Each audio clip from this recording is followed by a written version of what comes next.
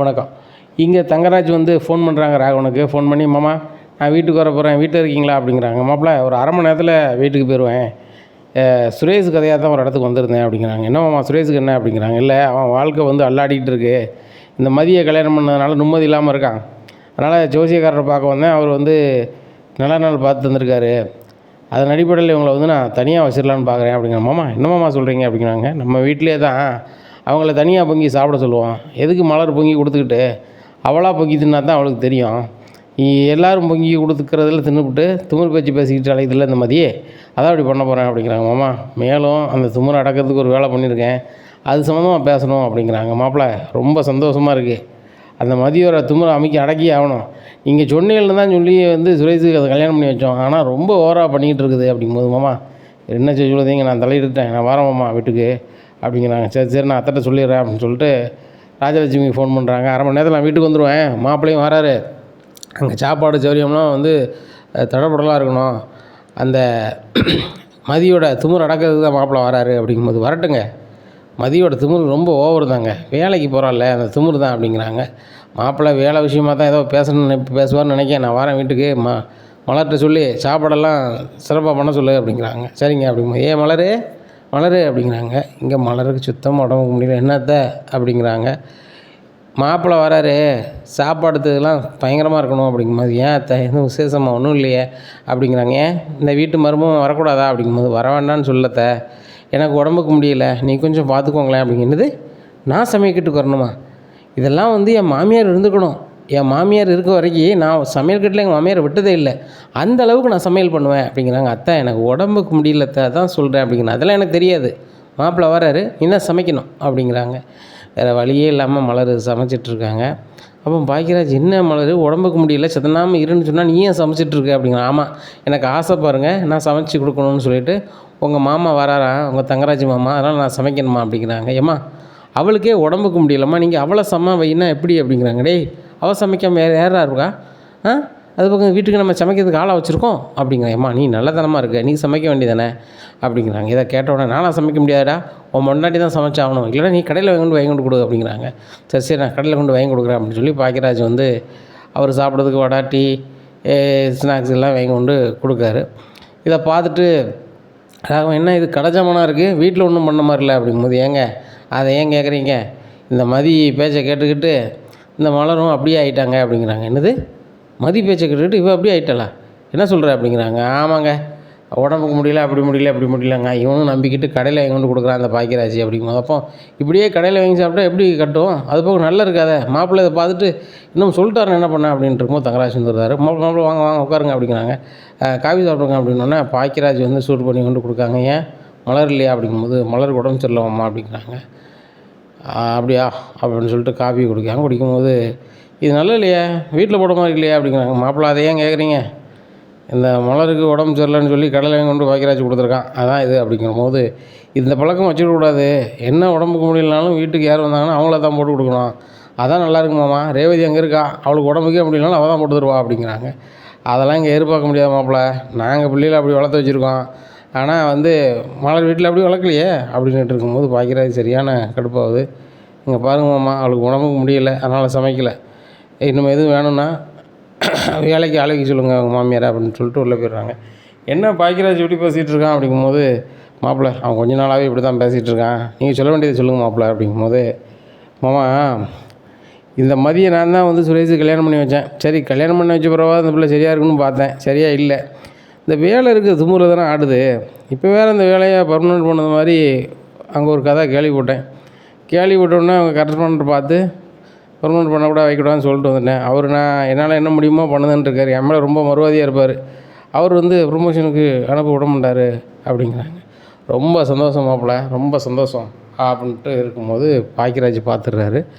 மதி வேலையை கெடுக்கிறதுக்கு இவ்வளோ வேலை பண்ணுறாரா இவர் அப்படின்னு சொல்லிட்டு, மலர் மதி வந்து பெர்மனெண்ட் ஆகக்கூடாதுன்னு சொல்லி என் மாமா எவ்வளோ வேலை பார்த்துருக்காரு அப்படிங்கும்போது, ஏங்க இதெல்லாம் ரொம்ப தப்புலாங்க, இப்படிலாம் பண்ணலாமா, வைக்கலாமா, அவன் வேலை பார்த்து செஞ்சு அவள் சாப்பிட போகிறா, இவருக்கு என்ன அப்படிங்கும்போது, வேறு என்ன, இந்த வீட்டில் வேலை பார்த்து நல்லா சம்பளம் வாங்கினா எங்கள் அம்மாவுக்கும் அப்பாவுக்கும் மறுவாதி இருக்காது, இவருக்கும் மறுவாதி இருக்காது, அதனால தான் இப்படி பண்ணுறாரு அப்படிங்கிறாங்க. அவள் என்னங்க பண்ணுறா, அவள் வேலையை பார்க்குறா, போயிட்டே இருக்கா அப்படிங்கும்போது, இப்போ என்ன பண்ணுறது நம்ம அப்படிங்கும்போது இது மதிக்கு நம்ம கண்டிப்பாக தெரியப்படுத்தணும் அப்படின்னா மதிக்கு ஃபோன் பண்ணி சொல்லிடுறாங்க. இந்த மாதிரி தங்கராஜனை வந்து இப்படி பண்ணி உன் வேலையை உனக்கு கிடைக்காத மாதிரி பண்ணியிருக்காங்கன்னு சொன்னோன்னா மதிக்கு சரியான கடுப்பு. இப்போ அவர் வீட்டில் தான் இருக்கும், இப்படிலாம் வேலை பண்ணிட்டாரா அப்படின்னு சொல்லிட்டு நேராக கரஸ்பாண்டன்ட் கால் பண்ணுறாங்க. கால் பண்ணி, சார் இந்த மாதிரி எங்கள் வீட்டிலேருந்து வந்தாங்களோ அப்படிங்கும்போது, ஆமாம்மா தங்கராஜ் வந்தார், உன்னை பெர்மனன்ட் பண்ணக்கூடாது வைக்கூடாதுன்னு சொல்கிறாங்க அப்படின்னோன்னா ரொம்பவே அழுகிறாங்க மதி. நான் வந்து பெர்மனன்ட் ஆகிட்டா எனக்கு நல்லா சம்பளம் கிடைக்கும், அந்த சம்பளம் கிடைச்சா நான் வந்து மறுவாதி இல்லாமல் அலைஞ்சிடணும்னு நினைக்கிறாங்க. அதுபோக அவங்க ஆண் வந்து இப்படி தான் இருக்கணும், பொம்பளையால் இப்படி தான் இருக்கணும் மாதிரி பண்ணுறாங்க சார் அப்படின்னோன்னா, அப்படியா அவர் தங்கராஜ் இப்படிலாம் பண்ணுறாரா? நானும் சரி நல்ல வசதி வாய்ப்பாக இருக்கார், நல்ல மறுவாதியாக இருக்கார், நம்மகிட்ட நல்லா பேசுகிறாருன்னு அவர்கிட்ட பேச்சு கொடுத்தேன். அப்படியா? அவருக்காகலாம் நான் வந்து உன்னோட பெர்மனெண்ட்டை நிப்பாட்ட மாட்டோமா? நான் மட்டும் இல்லை, நிறைய பேர் வந்து நீ வந்து பெர்மனெண்ட் ஆகணும்னு சொல்லுதாங்க. அவங்க கூட வேலை பார்க்குறது வந்து எல்லாருமே உன் லிஸ்ட்டு தான் பேராக இருக்குது. நாளைக்கு உன் பேர் பேராக வந்துருமா, நீ கவலைப்படாத அப்படிங்கும்போது, ரொம்ப நன்றி சார் அப்படிங்கிறாங்க. சரிம்மா பரவாயில்லை அப்படிங்கிறாங்க. மறுபடியும் கரஸ்பாண்டன்ட் ஃபோன் பண்ணி, அம்மா பிரின்ஸ்பால் தான் வந்து அந்த தங்கராஜே சொல்லிட்டாரு, நம்ம எப்படி கொடுக்குறது, அவங்க வீட்டில் உள்ளவங்களே வேணாங்கிறாங்க, அதனால் அடுத்து இருக்கவங்களுக்கு நம்ம கொடுப்போம் இப்போன்னு சொல்லிக்கிட்டு இருக்காரு, அதை மட்டும் என்னென்னு பார்த்துருமா அப்படிங்கிறாங்க. சரி ரைட்டு அப்படிங்கிறாங்க. இங்கே ரேவதிட்ட சொல்கிறாங்க, இப்படி பண்ணிட்டாங்க வச்சுட்டாங்க, இதை வந்து அங்கே சந்தோஷமாக வந்து உங்கள் வீட்டில் சொல்லிக்கிட்டு இருக்காரு அப்படின்னா, ஓ இந்த மாதிரிலாம் பண்ண ஆரம்பிச்சிட்டாரா, உங்கள் பிரின்ஸ்பால் நம்பர் இருந்தால் தான் நான் பேசுகிறேன் அப்படின்னு சொல்லி, தங்கராஜ் ஒய்ஃப் பேசுகிறேங்க அப்படின்னு சொல்கிறாங்க. சொல்லுங்கம்மா அப்படிங்கிறாங்க. இந்த மாதிரி எங்கள் வீட்டு பொண்ணு உங்கள் காலேஜில் வேலை பார்க்குது, அதுக்கு நீங்கள் பெர்மனன்ட் பண்ணதுக்குள்ள வேலையை பார்ப்பீங்க போல் அப்படிங்கும்போது, ஆமாம் அவங்க வீட்டுக்காரர் வந்து வேண்டாம் பெர்மனன்ட் பண்ண வேண்டான்னு சொல்லிட்டாங்க, அதனால் வந்து எனக்கு அதில் விருப்பம் இல்லை, கரஸ்பாண்டண்ட்டை இப்போ தான் நான் ஃபோன் பண்ணி சொல்லலான்ருக்கேன், காலையில் தான் லிஸ்ட்டு வரப்போகுது, அவங்க பேர் வராதம்மா நான் பார்த்துக்கிறேன் அப்படிங்கிறாங்க. இல்லைங்க என் வீட்டுக்காரர் கொஞ்ச நாளாகவே சரியில்லை, அவர் என்ன பேசுகிறாருன்னு அவருக்கே தெரியாது, இன்றைக்கி ஒன்று பேசுவார் நாளைக்கு ஒன்று பேசுவார், கொஞ்சம் நாளாக உடம்பு சரியில்லாமல் தான் அலைதார், அவர் கொஞ்சம் கலந்துருச்சு மண்டையில் அப்படிங்கிறாங்க. என்னம்மா சொல்கிறீங்க அப்படிங்க. ஆமாம் அவர் ஒன்று பேசுவார், பிறகு ஒன்று பேசுவார், இப்போ என்கிட்ட வந்து சொல்கிறாரு அவளை எப்படியாவது பெர்மனன்ட் ஆக்கணும் அப்படின்னு சொல்லி பேசிகிட்டு இருக்காரு, அதான் நான் உங்கள் ஃபோன் நம்பரை வாங்கி பேசுகிறேன். மற்றபடி மதி வந்து ரொம்பவே திறமைசாலி, ரொம்ப நல்லா சொல்லிக் கொடுப்பாப்புல எல்லாத்துக்குமே, எல்லாத்தையும் நல்லா நடந்துப்பா, அவள் பெரிய ஆளாக வரணும், அவருடைய எதிர்காலம் பாதிக்கப்படக்கூடாது, நீங்கள் தான் பார்த்து செய்யணும் அப்படிங்கும்போது, ஏம்மா எங்கள் எல்லாத்துக்குமே மதியை பிடிக்கும், இங்கே படிக்கிற பள்ளிக்கூடத்து பிள்ளைகளுக்கு எல்லாம் காலேஜ் பிள்ளைகளுக்கு எல்லாத்துக்குமே பிடிக்கும், நல்ல சொல்லிக் கொடுப்பாப்புல வைப்பாப்புல, அதனால் வந்து அவங்கள நிப்பாட்டல் எங்களுக்கு விருப்பம் கிடையாது. சரி அவங்க குடும்பத்துலேருந்தே சொல்லுதாங்களே அப்படின்னு தான் யோசித்தேன். கரஸ்பாண்டன்ட் சார் என்ன சொன்னாங்கன்னா, அவங்களுக்கு கொடுத்துடலாம் வச்சிடலான்னு தான் சொன்னாங்க. இப்போ மறுபடியும் வீட்டிலேருந்து இப்படி பேசுகிறாங்களேன்னு ஒரு வார்த்தை வரையில் அப்படி நிப்பாட்டணும். சரி ஒன்றும் பிரச்சனை இல்லைம்மா, அவங்க பேர் நாளைக்கு லிஸ்ட்டில் இருக்கும் அப்படிங்கிறாங்க. இங்கே கோமதி சொல்கிறாங்க, இந்த மாதிரி சொல்லிட்டேன், ரேவதி சொல்கிறாங்க இவங்ககிட்ட, மதிக்கிட்ட ஒன்றும் பிரச்சனை இல்லை சொல்லிட்டேன், ஆனால் என் வீட்டுக்காருக்கு தெரியாத மாதிரி பார்த்துக்கணும் அப்படிங்கும்போது, சரி நான் நாளைக்கு பிரின்ஸ்பால்கிட்ட சொல்லிக்கிறேன் அப்படிங்கிறாங்க. மறுநாள் காலையில் போகிறாங்க, காலேஜுக்கு போகிறாங்க. அங்கே வந்து பேராக பெர்மனன்ட் பேரில் எங்கள் பேர் இருக்குது. இதை பார்த்தோன்னா ரொம்ப சந்தோஷம். அங்கே இருக்க வேலை பார்க்குறவங்க, அங்கே படிக்கிற பசங்க எல்லாருமே வந்து வாழ்த்துக்கள்னு ரொம்ப சந்தோஷமாக வாழ்த்துறாங்க. உடனே எங்கள் அப்பா அம்மாவுக்கு ஃபோன் பண்ணி சொல்லுதாங்க, ஏம்மா எனக்கு வேலை பெர்மனன்ட் ஆயிடுச்சு, நீ யாரும் ஒன்றும் பண்ண முடியாது, எனக்குன்னு குறிப்பிட்ட சம்பளம் கொடுத்துருவாங்க, வச்சுருவாங்க, ரொம்ப நல்லாயிருக்கும் அப்படின்னு பேசிகிட்டு இருக்காங்க. இப்படியா இருக்கும்போது தங்கராஜுக்கு அந்த செய்தி வந்தது, இந்த மாதிரி மதியை பெர்மனன்ட் ஆகிட்டாங்கன்னு சொல்லிட்டு. உடனே கரஸ்பாண்டன்ட் ஃபோன் பண்ணுறாங்க, என்னங்க அவங்ககிட்ட நான் அவ்வளோ சொல்லியிருக்கேன், நீங்கள் வந்து பெர்மனன்ட் பண்ணிட்டீங்க அப்படிங்கும்போது, நான் தான் சொல்லிட்டோம்ல, என் முடிவு மட்டுமல்ல எல்லார் முடிவும் இருக்குது, எல்லாருக்குமே வந்து மதியை பிடிக்குது, அதுபோக அந்த பிள்ளைக்கு வேலை செய்ய அவ்வளோ பிடிச்சிருக்கு, அந்த வீட்டில் நான் வந்து வேலை பார்க்கக்கூடாதுன்னு நினைக்கிறாங்க, அதனால தான் வந்து இப்படி பண்ணுறாங்க, அதனால் நீங்கள் வந்து அதெல்லாம் ஒரு பொருட்டாக எண்ணக்கூடாதுன்னு சொல்லி அந்த பிள்ளை சொல்லிடுச்சு. அதுபோக வீட்டு அம்மாவே ஃபோன் பண்ணி பிரின்ஸ்பால்கிட்ட பேசியிருக்குது.